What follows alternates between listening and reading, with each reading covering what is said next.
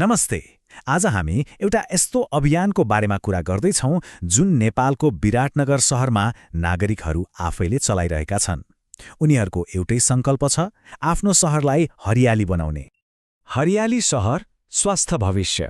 सुन्दा सामान्य लाग्ला, तर यो वाक्य हरित विराटनगर अभियानको मुटु हो। एउटा यस्तो सोच जसले भन्छ कि हाम्रो शहर जति हरियाली हुन्छ, हाम्रो भविष्य पनि त्यति नै स्वस्थ हुन्छ। ल अब हेरौँ यो अभियानलाई अगाडि बढाउने खास सोच चाहिँ के रहेछ त? यसको जग के हो? यो कुनै सरकारी योजना होइन है, यो त विराटनगरकै नागरिकहरूको आफ्नै पहल हो। उहाँहरूको विश्वास एकदमै स्पष्ट छ। शहरको भविष्य भनेकै त्यहाँको वातावरण हो र त्यसलाई राम्रो बनाउने जिम्मा पनि हामी नागरिकहरूकै हो। उहाँहरूको दर्शन यी तीनवटा मुख्य कुरामा आधारित छ।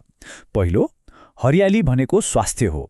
दोस्रो, सफाई भनेको हामी कति सभ्य छौँ भन्ने कुरा हो।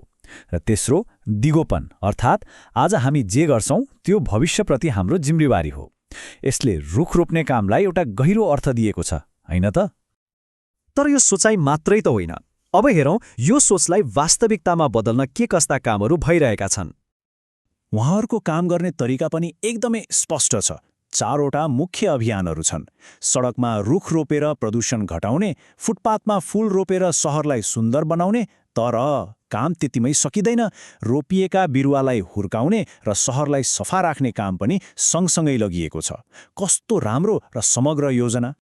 रुख रोप्नु त एउटा पाटो भयो, तर यो अभियानको अर्को एकदमै महत्त्वपूर्ण पाटो के हो भने विचार रोप्नु, अर्थात् हाम्रो आउने पुस्तालाई वातावरणप्रति जिम्मेवार बनाउनु। अनि त्यसका लागि उहाँहरूले एउटा गजबको अवधारणा अघि सार्नु भएको छ, हरित विद्यालय पहल।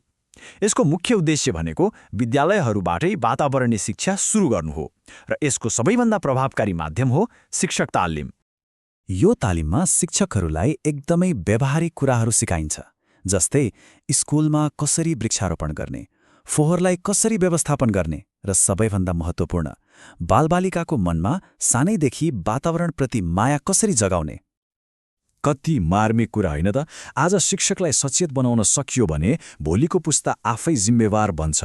यही सोचले त हो नि अभियानलाई दिगो बनाउने। अब यति राम्रो अभियान सफल हुन त सबैजना जोडिनु पर्यो, होइन र? खुसीको कुरा के छ भने यसमा जोडिने तरिकाहरू पनि एकदमै सजिलो बनाइएको छ। पहिलो तरिका त भयो स्वयंसेवा। आफै गएर रुख रोप्ने, सरसफाई गर्ने जस्ता कामहरूमा आफ्नो समय र ऊर्जा दिन सकिन्छ। त्यस्तै अर्को तरिका छ एउटा बिरुवा प्रायोजन गर्ने। यसले अभियानलाई चाहिने आर्थिक स्रोत जुटाउन मद्दत गर्छ र विराटनगरलाई हरियाली बनाउने अभियानमा प्रत्यक्ष योगदान पुग्छ। र तेस्रो अनि एकदमै प्रभावकारी तरिका हो सहकार्य। विद्यालय, कलेज वा अरू कुनै संस्थाहरूले यो अभियानसँग मिलेर आफ्नै ठाउँमा यस्तै कार्यक्रमहरू चलाउन सक्छन्। अन्त्यमा हरित विराटनगर अभियानले हामीलाई एउटा ठूलो कुरा सिकाउँछ। ससाना तर सामूहिक प्रयासले साँच्चै ठूलो परिवर्तन ल्याउन सक्छ। र यसले हामी सबैको लागि एउटा प्रश्न छोडेर जान्छ। हाम्रो हरियाली भविष्यको लागि आज हामी के कदम चाल्न सक्छौँ?